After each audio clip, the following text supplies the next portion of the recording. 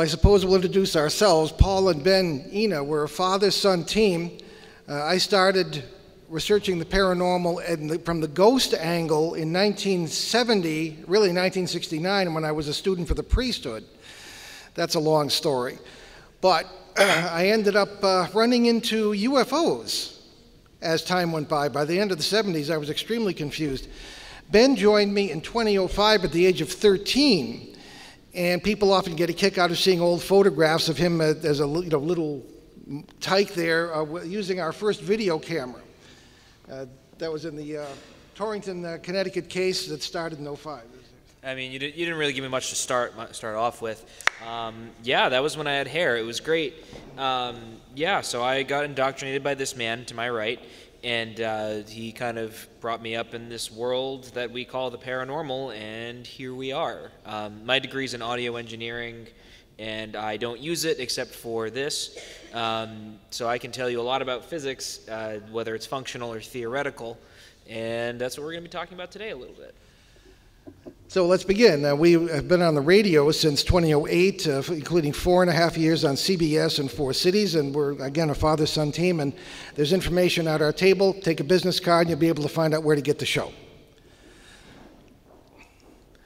Bigfoot and UFOs, huh? One of the things that started to strike me early on in my career in this field, which, of course, as I say, is almost 50 years, is a matter of crossover phenomena, as it's very often called. Even today, we get calls from the likes of Kathy Martin, Denise Stoner, people in MUFON, people who are prominent in the field saying, you know, we have this abduction case going on, and the people suddenly have poltergeist activity taking place in their homes, or quote-unquote demonic phenomena. So this is what we specialize in today. Bigfoot has been associated with UFOs in many, many cases. In a few cases, Bigfoot has been seen coming out of or going into a UFO. Now, I've never seen that, neither has Ben. Have you? No. Oh, okay. Then but these are things that have been reported supposedly by credible people. Now, we cannot, with any honor, not mention this wonderful word, MONSTERLAND. And of course, there are people in this room who are far more competent than we are to talk about this. Ronnie LeBlanc, our dear friend here, and some of the Squatchachusetts people. But we do have to mention it in any mention of UFO and Bigfoot activity in New England. And of course, the association of Bigfoot with UFOs can begin here. Ronnie has written an excellent book about the association, among other things, of Bigfoot with orange orbs. And we ourselves have run into that in other cases. There is, in Massachusetts, the Bridgewater Triangle. It's got lots of press, but there are a lot of things going on there that have not really been reported. This is a classic flap area, as we call it, with all sorts of paranormal phenomena that have not traditionally been associated with one another taking place in close proximity, particularly UFOs and Bigfoot. There were also ghost reports, giant animals, thunderbirds, and sometimes things that don't even have names yet. We have the pleasure of living within about 20 miles of this site and have had some interesting experiences there. The Hockomock Swamp. A lot of people would be rather surprised to find out that within sight of Boston is a 220-mile square wilderness area, and that all sorts of things have been seen here. The natives will tell you from way back in the remote past that they have known about Sasquatch, or what we would call Bigfoot, Yeti, the keeper of the game, things of this kind. The First Nations name for the Hockomock Swamp is the place where spirits dwell. Now, if you were a Native American and you knew your place names, you could not only find your way across the map, you could survive, because things were always named after what could be done there. For example, I'm from Rhode Island. Ben is near Rhode Island, and we have, there's the place where we get fish, the place where we make weapons or things like that. In Rhode Island, there's Pawtucket, place of big falls, where you get lots of fish. There's Patuxet, place of little falls. And there's Pawcatuck, place of no falls at all. So again, you could find your way across the landscape. So anytime they named anything after some kind of spirit, which doesn't really mean the same thing as when we say it in English. In English, we assume some sort of disembodied entity that has the full memory and imagination of whatever it was before, or just an entity that was never anything else but a spirit. Then there is a physical characteristic, and this has been told to me by native shamans all the way from Quebec, the Cree people, all the way down to Australia, or the Aboriginals. They don't really mean it the same way we do. And that, I think, is significant as we go along in our discussion. Keep track of the time. Okay. The Bridgewater Triangle, again, native UFO reports came from the remote past. The first UFO report by Europeans was in 1760. And Bigfoot has been reported pretty much by everybody. Now, there's more than Bigfoot and UFOs in this area as well. There are, if you look at the upper right, pukwudgies. Now, these little darlings have been reported by a number of witnesses, and I have interviewed a particular man who had a dog named Bingo, and Bingo was quite upset at one point when they ran into, right about the head of the Coppicat Reservoir on a dirt road, a little man about 2 feet tall who was motioning them to come into the woods. The dog would have none of it, neither would the man, and they never walked this dog there again. And of course, Bigfoot, quite ubiquitous. I actually spoke to a police officer, retired, who in the 1970s had been parked there, he was in his cruiser. Something picked up the back of the cruiser. He looked in the mirror and he could see all this, nothing but hair, and it dropped the back of the cruiser with him in it. Needless to say, he considered retreat the better part of valor in that case. Now, here are some pictures that we obtained in 2010. In the area of the Freetown State Forest at the head of the Coppicat Reservoir. And we happened to just be going through there in four-wheel drive, sort of exploring the area because we thought it was a suspected flap area. And we thought we'd stop and just admire the view at the head of the reservoir, a little beach, a little clearing by the side of the road. Well, we happened to feel as though we were being watched. And how do you work this? Oh, well, we'll figure it out. All right, you do it. Okay, thank you. All right. Oh, there we go. Okay. And I was a military intelligence photographer in the Coast Guard, among other things, and I'm not saying there's anything in these photos, but I will tell you that flesh tones in this latitude, unless it's some sort of fungus, is very, very unusual, practically non-existent. And the first thing that stood out at me were the flesh tones in what appears to be a monkish head and almost a full figure with, again, a flesh tone. And we make no claims. We submit things that we think are weird, and you make your own judgment. But it is very, very strange from a photographic point of view. I suppose I could point to my own first possible Bigfoot experience, and that would have been in New Mexico in 1967 when I was with the Boy Scouts. All right. Now, the previous night at this particular camp, this is Philmont Scout Ranch. If anybody is involved in scouting, you know about Philmont Scout Ranch. And we're at the, typographical errors, at Uraca Mesa. And the previous night, we had seen, and we'd been hiking a great distance, we had seen some very strange lights over that far mountain. And they didn't seem like crap, they just seemed like lights. Anybody seen photos of the Brown Mountain Lights in North Carolina? That sort of thing? Yeah, it's very much like that. And wouldn't you know, the next morning, there were two guys per tent. And all of a sudden, I was awakened by the ground shaking or vibrating. And there was something snuffling around outside, and something was walking on 2 legs. And when I was insatiably curious, and I was going to flip and my tent partner said, "Don't you dare." So I never did see what it was, but it was very interesting because of the lights previously and the possible Bigfoot presence. That was rather striking. I never forgot that. And Ben can talk about the Woonsocket Wild Man. Now, I live in Woonsocket, Rhode Island. Ben grew up there. And the area, the hill we live on, is Fairmount Hill. It's very strange. Lots of UFO sightings. As a matter of fact, during one of our initial radio shows in 2008, there was something knocked out the power, and there were UFO sightings in this area. Now, the hill is very, well, Ben will tell you about it, but this apparently was a possible Bigfoot, maybe associated with UFO sighting. Well, this hill, Fairmount Hill, if you want to give it a name, it's weird. You know, growing up around there was an unwritten rule that you don't go into the woods at night. And, of course, me being related to this man, you know, who cares? So at the time, I was working a terrible job, as any 16-year-old would, and it happened to be right on the other side of the woods, so it was very, you know, convenient to just walk through the woods to get back and forth because I didn't have a car. So at the time, it was right around when the days were starting to get a little bit shorter, so it was going into like September or October, so it was getting darker a little earlier in the day. So I used to have to work a shift till about 7, 8 o'clock at night, and then I'd skedaddle on home. So at that time, I was like, it's getting dark. I don't feel like calling my parents for a ride. So I was like, you know what? I'll just you know, walk home. So I start walking down the path, and you know, there's always been issues. There's always been kind of weird stuff happening in the woods out behind, you know, the house. And it was, you know, whether it was just strange creatures people saw sometimes, you know, usually it's like, you know, urban legends and stuff as a kid that you never really expect to see yourself, and I'm, you know, relatively skeptical of it. So I was coming down this little hill, and I felt like I was being watched, and I was like, okay, that's a little weird.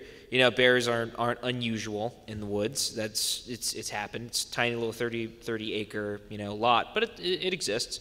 So I happened to turn around, and I saw behind this boulder something big and hairy kind of looking up over it at me, and I got this horrible feeling in the pit of my stomach, and I just sprinted all the way down the hill, ran a solid 2 miles, jumped over rocks, slid all over the place because it just rained, and you know, I don't usually get scared about these things after, again, growing up with this man and battling poltergeists and whatnot, but this for some reason just like really put the fear of God in me. Now I'm not saying what I experienced was, you know, Sasquatch or anything, because there was no smell associated. I thought about it later, and I was like, no, I didn't go back to check any tracks, nothing like that. And so I just decided, it's just one of those weird things that happens in the woods. He sure was a mess when he got home. New Ipswich, New Hampshire, June 2017. Many of you might remember Shane Searway. He's one of our gang who has spoken at this conference before, and many others. He's a native of New Hampshire, and he has had a number of very strange photographic evidence above his own house. And you can see this string of lights, and this really strange kind of craft here too, but what appears to be a craft, all taken with cameras that essentially were like trail cams. However, there's more to it. He has seen strange figures in the woods. These are perhaps crossover phenomena that might be related to UFOs and Bigfoot. One night he got up and went to use the bathroom, and he has the habit of not turning on the light when he uses the bathroom, something I think might be a little problematic, but you know. And he looked out the window, and there in the woods, looking up at him, was a very, very strange, almost reptilian figure. And he said it was very much like a photo that we have obtained from one of the flap areas in Connecticut, and we don't even know what it is. I mean, it doesn't even have a name. So New Hampshire, possibly cases there. New York State, the Hudson Valley UFO Bigfoot hotspot. Everybody knows about that, pretty much who's serious about this field. Lots and lots of orb-like UFOs. Lots and lots of Bigfoot sightings since the days of the natives. The Pennsylvania Triangle, UFOs, Bigfoot and other cryptids, shadow people, and military interest, which is something something that looks like the military. We find that in every single flap area that we research. Here's the first note that we received from a witness who became sort of the first person to I guess, to report these things to us. And this was received by Bill Hall in the back of the room here, who we'll hear from tomorrow, who wrote a very interesting book about the Connecticut flap area. And this woman in Pennsylvania read it and said, gee, this is what's going on here. And you name it, it's happening. Orbs, and that's me. Actually, Shane got a picture of me taking a picture of an orb. And we have big feet of Bigfoots of various ages. There seem to be young ones, teenage ones, and adults. We have neighborhood meetings in this area. They've grown so large since 2016 when we started the case that we've had to move to a restaurant from people's houses.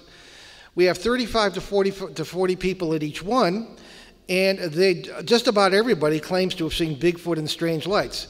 Alexander Pedikov has been there with us. He's part of our essential part of our team there, and he could tell you about plenty of these things himself. And he has helped conduct a number of interviews with Charles Credo, a great interviewer, with people. One family they got on camera was 3 generations of people who had 3 generations of tales of Bigfoot and strange lights.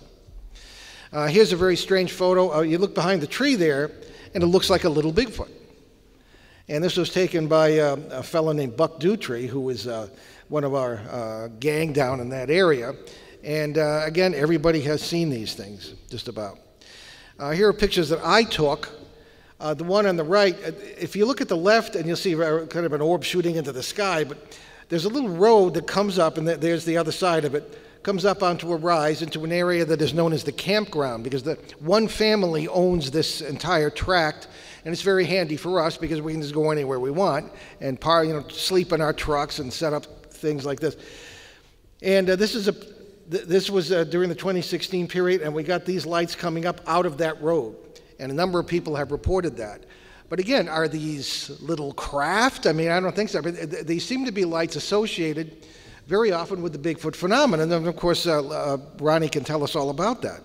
And I think that there is more to this, and we'll get that toward the end when we think we do have maybe a key, an answer to what this might be. Now, here are a bunch of orange orbs along pretty much just above the ground in an area where I myself saw Bigfoot in 2016.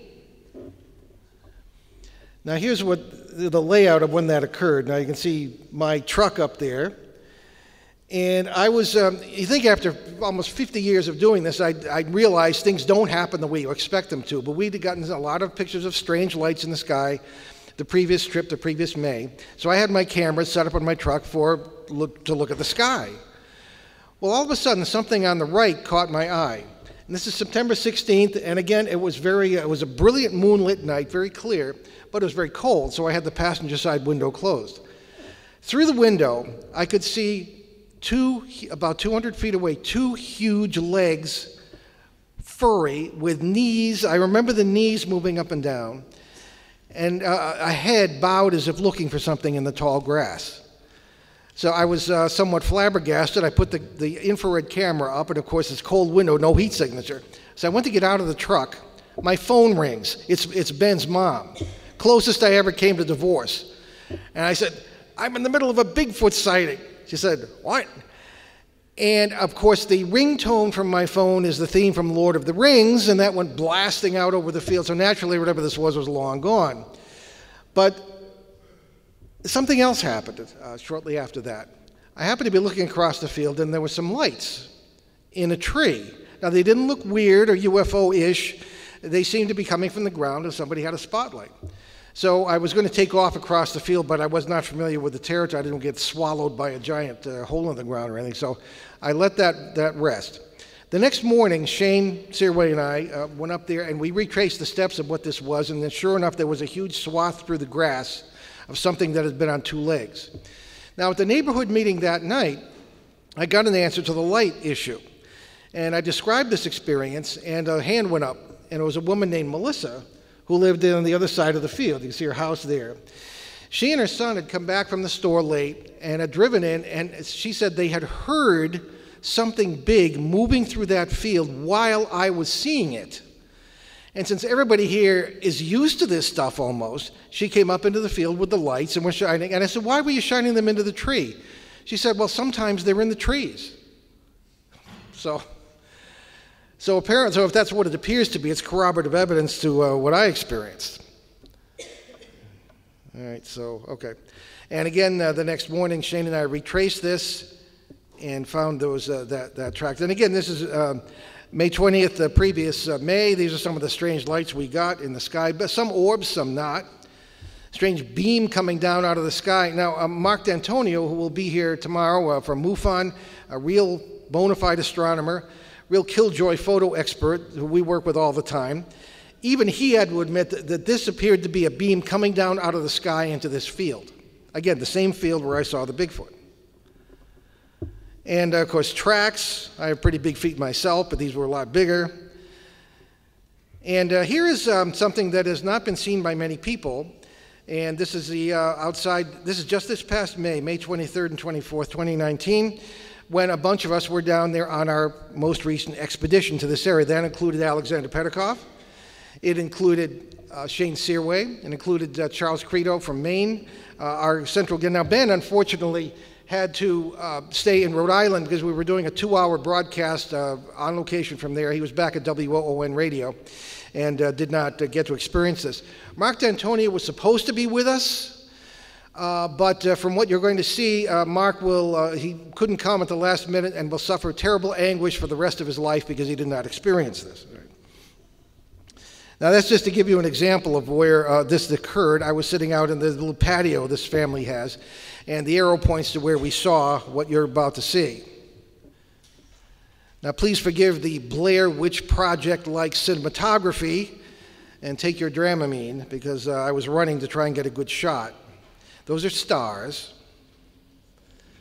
And you want to watch what comes out from behind the tree. Those are stars as well.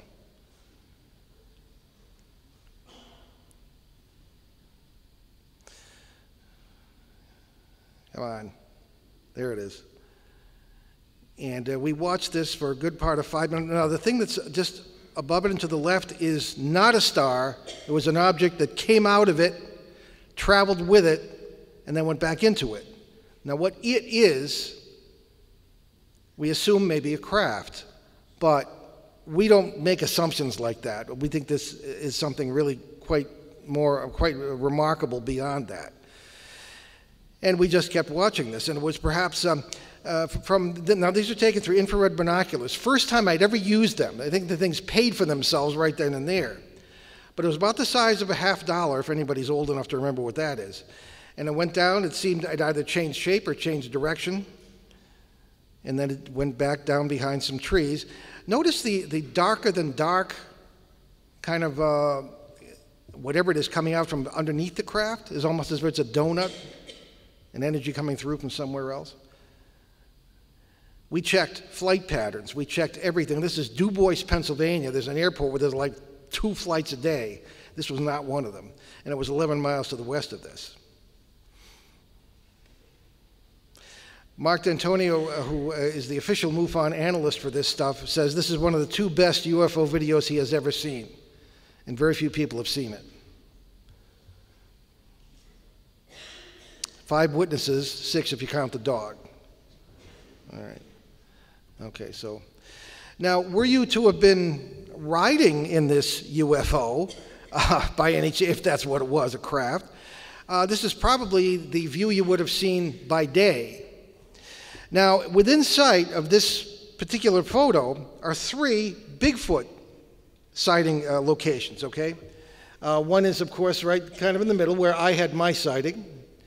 One is just to the right down by the road where a little girl who was so terrified by her sighting in broad daylight still will not talk to us because she has sat at neighborhood meetings crying because her parents have gently asked her to talk to us, but maybe it's bearded, weird guys from New England, I don't know, but hopefully by the time she grows up, I hope she talks.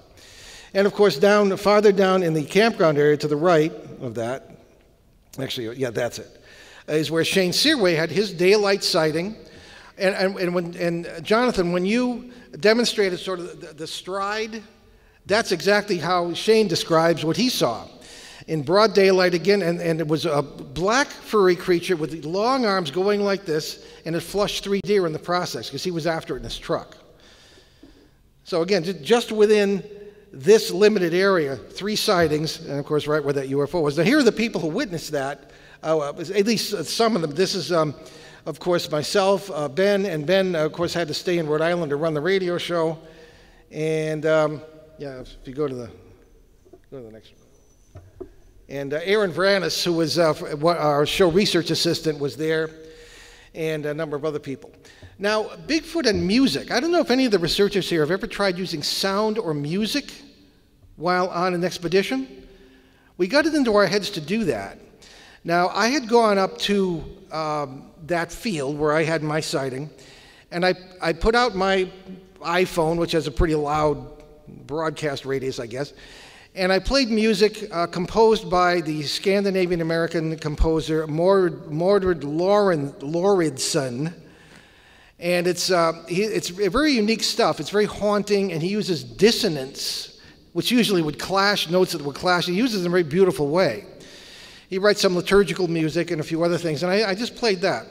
Meanwhile, Shane was playing some tones that he had recorded, or had been recorded at Mount Shasta, which, as you may know, was a big, New Age center of activity and experiences. So whether this had anything to do with it, I don't know. And we've seen things in this area before, but not like this night. And wouldn't you know, the following night, when and we also had Laurie Greer, our casting producer, and Aaron had joined us. I should say Andrew had joined us that night. So we had 7 witnesses. We were saying goodnight in this garage next to an apartment that the family let us use, and people were going to scatter and sleep in their trucks or do whatever.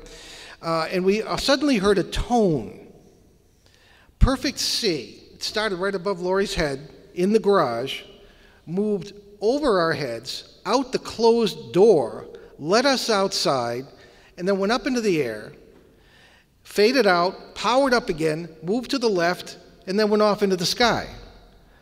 Now, Alec was a witness to that as well.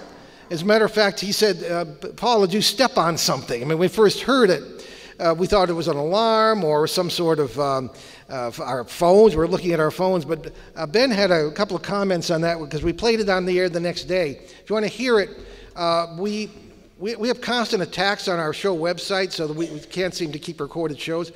But if you go to many of the podcast platforms, such as iTunes or YouTube or many of the others, Stitcher, any of those, Spotify, look for the show for May 26th, 2019, and you'll be able to hear these sounds.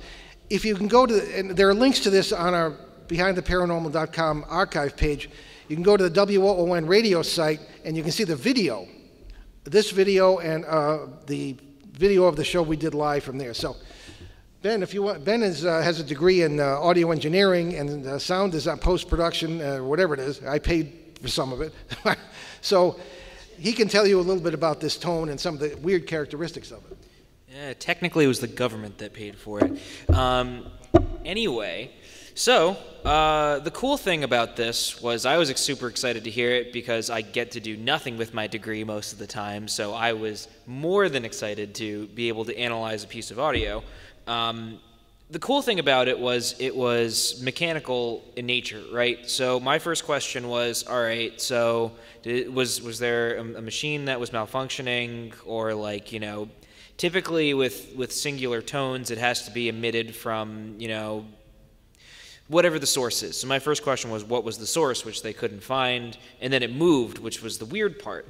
So for something to be completely sustained is very hard to do acoustically. So if anybody here plays an instrument, you would know that. Yeah, we know you do, Bill. So if you ever play any sort of stringed instrument, you hit, like, I don't know, an E or something, and it rattles a snare drum in the corner, so you have resonance.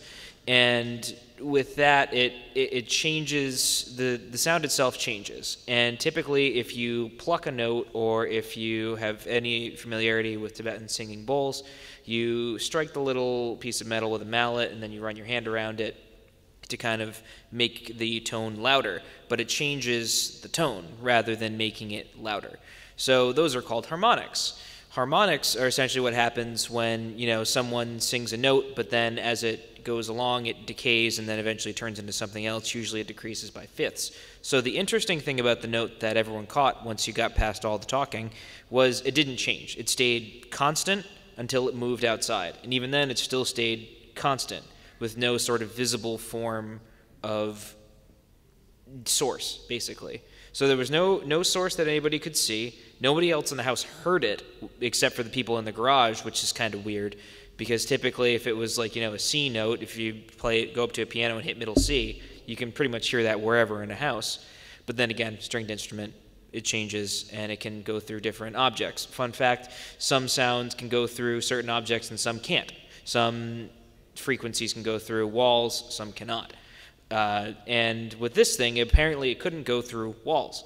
except until it went outside when everyone else could hear it, which was also strange. And then it just kind of disappeared after time. But you'd think that after going into a different space, it would change. It didn't change, which is odd. So my ultimate conclusion was, wow, that's super cool. I have more questions than I do answers. Yeah, exactly. And this is the site of that, and that's the door out which it came, and that's where we heard it outside. So, okay. Bigfoot and UFOs, direct connections. Now, maybe there are some cases in New England, but I hunted up and down and I couldn't find any of these. And there are cases like this where it's given the impression that Bigfoot actually is an alien. There have been some reports over many, many years. Okay, let's go to the next one. This was reported by, well, there are several different versions of it. In the Rocky Mountains in 1888, a person who was, well, it depends on the story, was surveying for a railroad or was some sort of business person looking for land or whatever they were going to do, was communicating with some of the First Nations leaders. And he was told of a story from many years before of 3 crazy bears, quote unquote, descending from the sky. Now, one of the crazy bears, all right, I don't know why they were crazy. I mean, there was no explanation for that. Already lived on Earth in a hut. And these lights would come out of the sky, and more crazy bears would come to visit the original crazy bear. Well, it sounds like some kind of wild 21st century version of the 3 bears, but I mean, this is something that was reported by the natives who took this very seriously. Very often the natives would associate Bigfoot, Sasquatch, with lights in the sky. So whether that means they're actually from the sky, I don't know. But again, I think we have an explanation for that.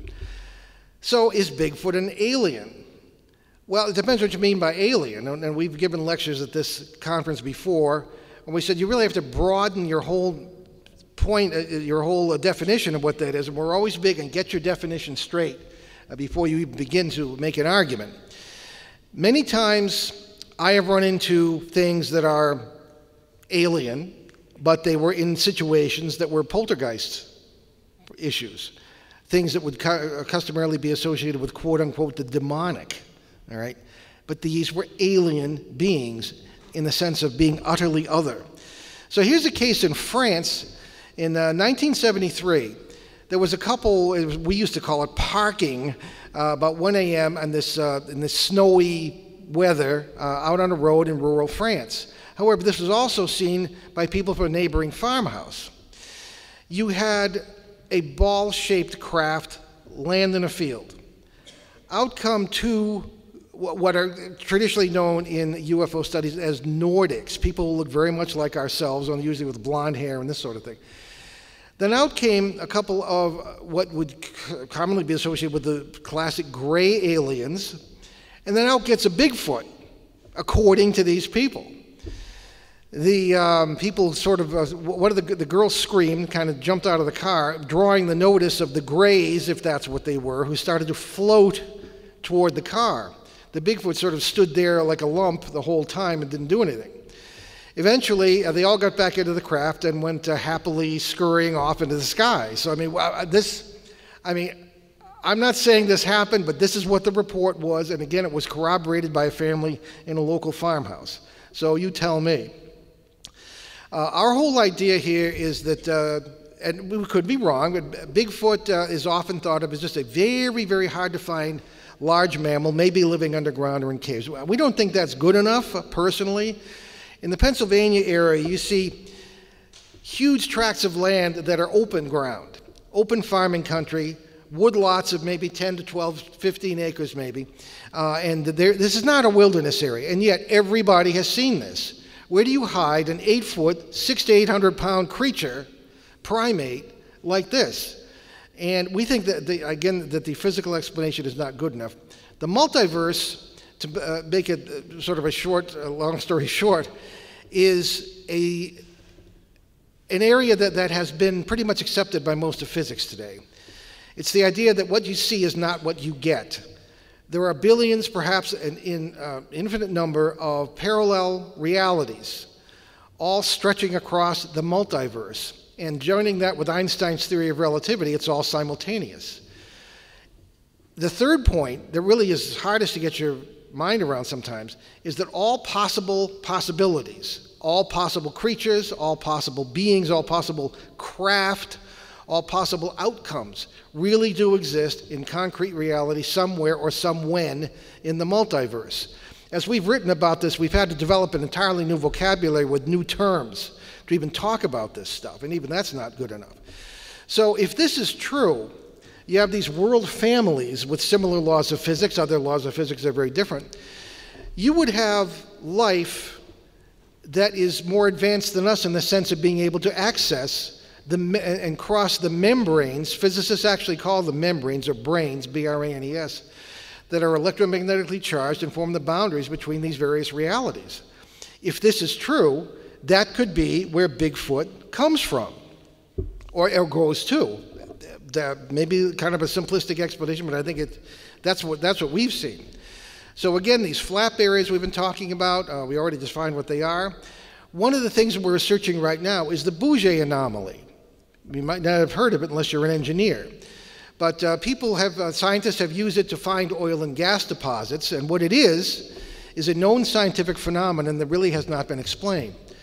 You would think that when you walk down a hill into a river valley, that gravity would get a little bit stronger because you're approaching the center of the Earth. Well, that apparently is not how it works with the Bouguer anomaly. You actually get a little bit lighter as you move down into the valley. So what happens is that you can find oil and gas deposits. There are light elements in the soil. But what did Einstein say about gravity? It bends space and time. Now, maybe this is not enough. Maybe this is a coincidence, but in every single flap area, and we're doing intense work on 6 right now, the Bouguer anomaly is present. In Connecticut, where we've had one of the goofiest cases we've ever run into with things that don't even have names, the strongest Bouguer anomaly in Connecticut is right there, Goshen, Torrington, Litchfield, Connecticut, right at the center of this flap area, as we call it. So perhaps, again, every single one of these that we're researching has this anomaly, including the Ohio Valley, where the Mothman incidents of the 1960s occurred, and where they still exist if you talk to some of the residents. Now, we've talked to people who, again, enough people who have seen this and experienced it to certainly believe it, and it's been well talked about. Bridgewater Triangle, of course, Monsterland, Rendlesham Forest in England. Anybody interested in UFOs knows about Rendlesham Forest, but the thing is that it's absolutely more to it than you might. That wasn't just December of 1980 that people were, and military officers were seeing UFO landing and taking off and things of this kind. We spoke near there in the village of Woodbridge in 2012. The hotel was full, standing room only because it wasn't very big. But we were there for hours, people telling us stories of things that had happened to them in Rendlesham Forest. UFO sightings, Yeti, or Bigfoot, they call it Yeti, everything we've been talking about in the flap area. Now, here's our UFO from May. And again, is that a craft or is it something else? And this is an artist's rendition of the cosmological concept of the white hole. We all have heard of black holes, and things suck things in, things of this kind. But white holes spew forth matter and energy as if it's coming from another universe. And this, again, is a principle in cosmology. This looks an awful lot like one of those. And I'm wondering, is this a craft or is it an intersect point where everything you can name from other parts of the multiverse that knows how to do it can come and go, including UFOs, Bigfoot, etc. People have seen these things many times in this area. And again, one of the terms we had to invent was overwash, where the boundaries literally wash over one another and anything can happen and the laws of physics are suspended. Like I stand in a house in Bridgeport, Connecticut in 1974, 3 police officers, 3 firefighters watch a refrigerator float. I mean, how could that happen? Maybe an overwash point where the laws of physics were very different. Bill Hall's written a tremendous book on that. So that is our idea of what may be happening. And just very quickly, is there a Bigfoot cover-up? Why is there one? People think it's just UFOs. Well, no, not really. A member of the Washington State National Guard told me that when Mount St. Helens went up in 1980, there were troops all over the mountain picking up Bigfoot bodies before they let anybody in there. We think the entire paranormal realm is being kept secret, maybe because of what we're talking about. Maybe it really is about this multiverse thing. I think, if it was really about UFOs coming from other planets, well, this is a perfectly reasonable explanation. We could deal with that. We all grew up with Mr. Spock and the Planet of the Apes, and we would have no problem with that, I think. As long as they're out there, maybe visit once in a while. But if they're right next to us all the time in parallel realities and can access ours, that is scary. That could destroy society. And the government's not about to tell you about it. So maybe that's the explanation for some of the things that happens to us. But that's our suggestion. May or may not be correct. But think also of the power to be gained by appearing to manipulate space and time in the face of an enemy, of militarizing the paranormal. Think of the money to be made, the commercial uses, of being able to use psychokinesis, transfer a huge number. Trucking companies wouldn't need trucks. So there are all kinds of possibilities here about what's happening. Okay, is that a signal? 5 minutes, all right. Okay, so again, this is pretty much the lesson we take from this. Nothing is what it appears to be. Everything you know is wrong, and it's the first day of school, and we all need a little bit of humility in the face of these amazing possibilities here. So just a little bit of shameless self-promotion. Over at our book table, there's some of the older books I wrote.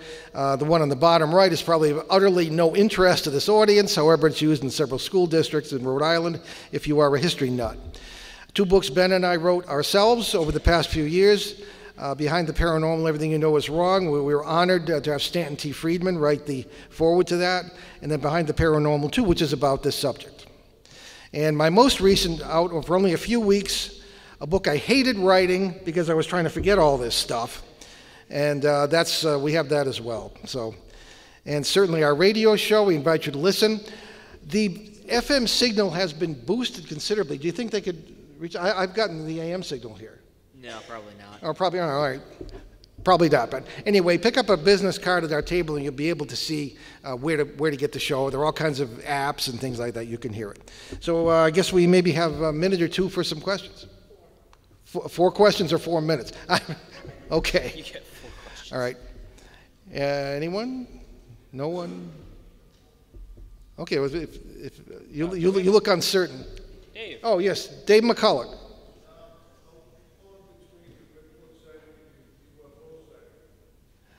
What was it?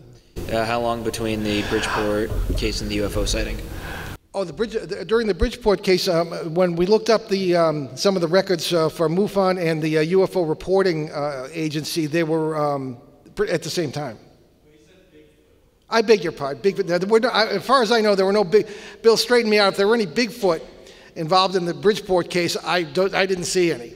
Okay, but. Okay, now, do you mean the Pennsylvania case? Oh, everything, it's all going on simultaneously. Now, if there was a picture, I don't know if you could see it in this light, but there were some lights on the ground to the left, and then where I was seeing the creature, and I took the shot through the cold window, so I didn't get any heat signature, but that was simultaneous. They're very, very, very close proximity in space and time. Okay. Anyone else? Okay, well, we do. Okay, well, let me introduce then the next event and our final event of the day.